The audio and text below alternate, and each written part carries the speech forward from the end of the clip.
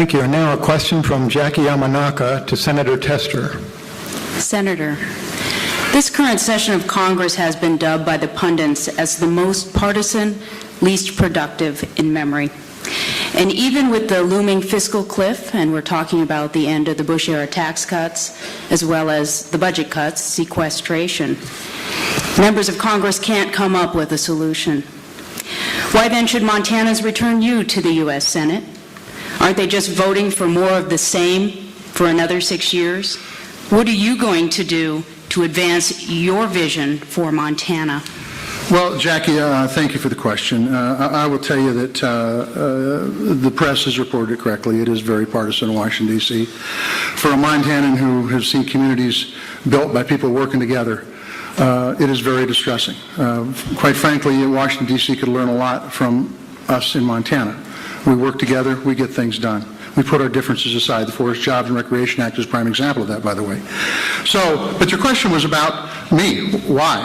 And I'll tell you why, because I have worked across the line time and time again, whether it's to get capital available for small businesses, whether it's to delist wolves, work with Mike Simpson, a representative out of Idaho, whether it's to make sure that banking regulations fit rural America. And I will continue to do that, and I will continue to work with people in an honest, fair way, the way Montanans do, truthfully, talking to them about the challenges out there, and we will come together. The fact is there's been a group working on the deficit and the debt for some time now, and I have confidence that after the election, we will come to an agreement. Democrats and Republicans, good ideas, both sides of the aisle, and that's how this problem is going to be solved with the fiscal cliff.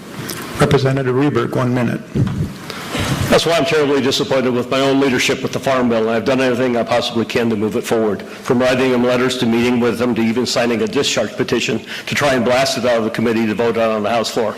That's why I opposed President Bush on CAFTA, but that's why I voted against the Ryan budget, because I didn't think it protected Medicare enough.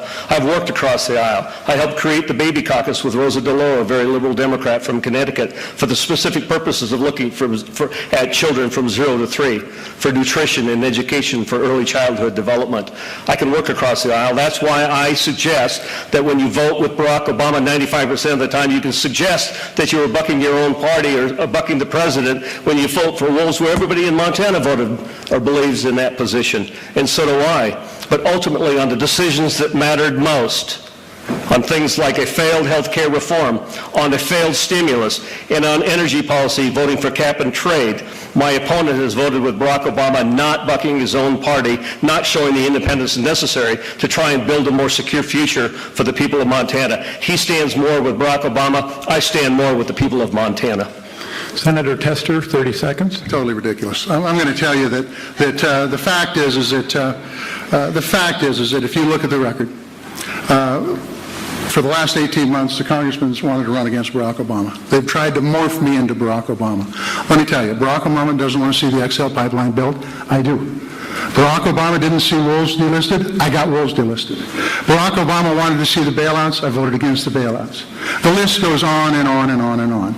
I put Montanans first in every decision I make, because that's what's most important to me, is taking Montana's good ideas back to Washington, D.C., converting it into legislation and getting it passed.